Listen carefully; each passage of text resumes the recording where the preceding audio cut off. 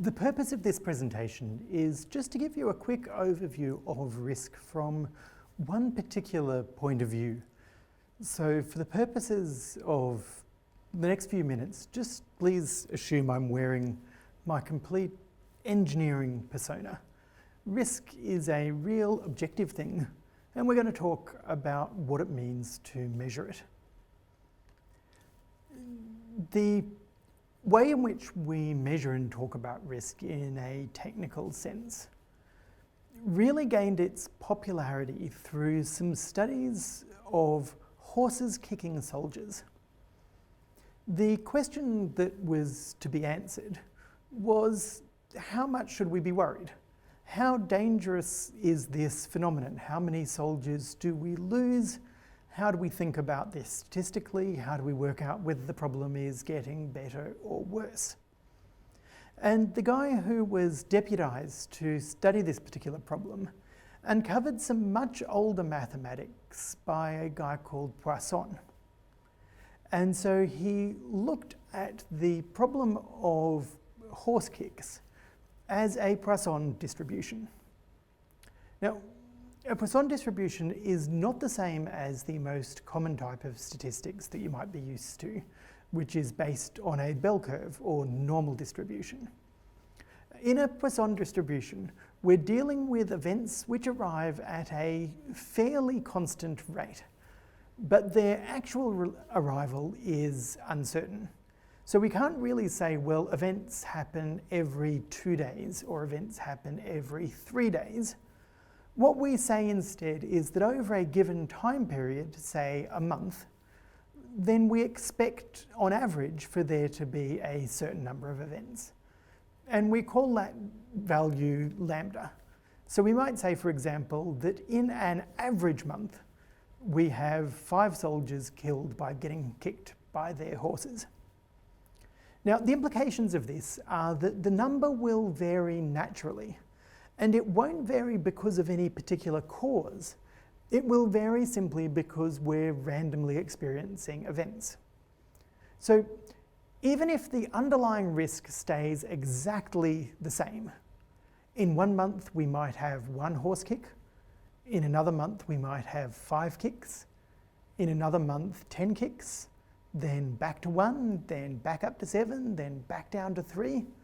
And that variation doesn't mean a thing.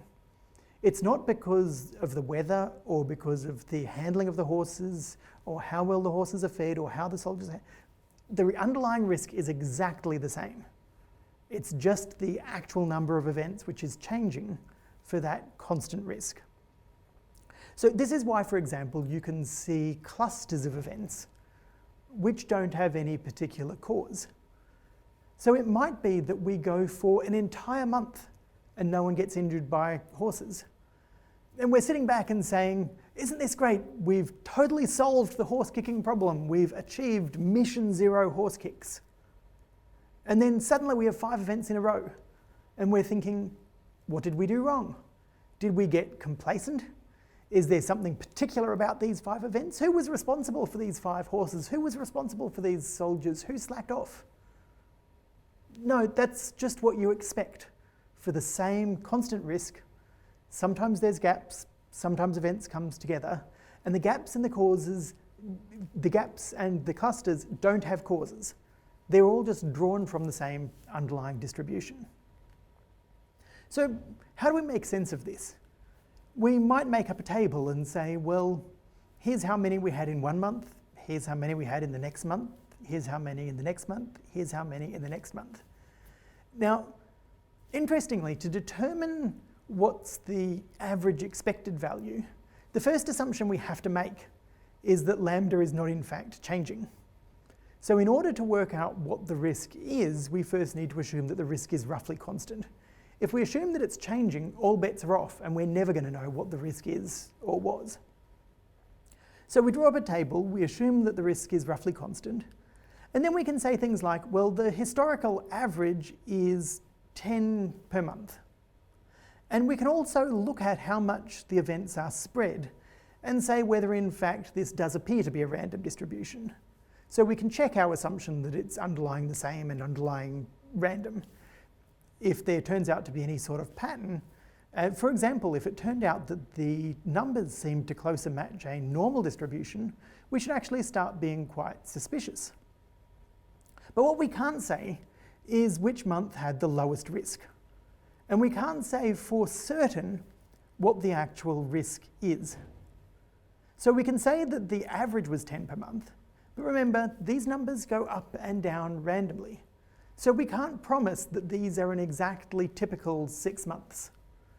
Over time, let's say we don't collect 6 months, we collect a year, we collect 2 years. Now what we start to do is we have more confidence that the number is in fact 10. And so having more data lets us say with more confidence whether we think that our guess at the average is in fact a correct guess. But notice that to get more data, we also need a longer time period. So our assumption that it's going to stay the same gets broken as we extend out time, even as our confidence that we know what the number is narrows in. So this is why, even if you assume that risk is a totally objective thing, and you assume that there is a true risk of getting kicked by a horse, we still need to express some sort of uncertainty when we talk about what that risk is. And so when we take a technical objective view of risk, we always have 2 parameters. The first one is the risk. So that's how probable is the event. We might say in this case that the expected value of getting hit by a horse is 10 per month.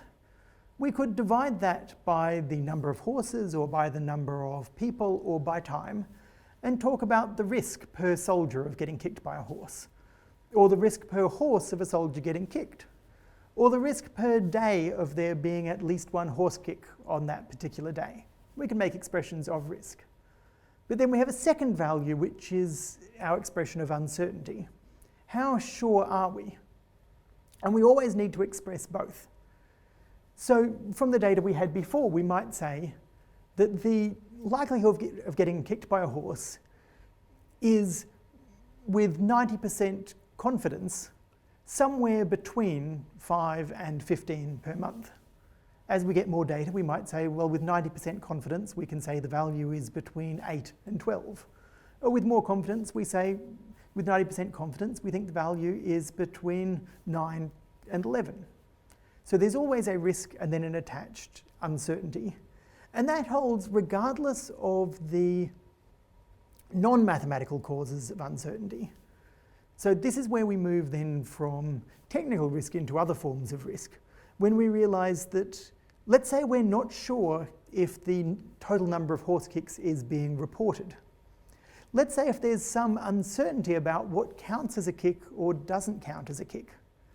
Let's say that we actually think that the number now might be different to how it was last month because we've just used a new type of horse or a new type of procedure, or we've moved into new working conditions.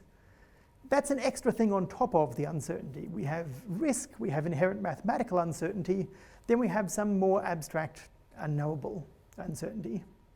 So that's a brief picture of technical risk. We'll give you a similar picture to talk about the totally subjective view of risk.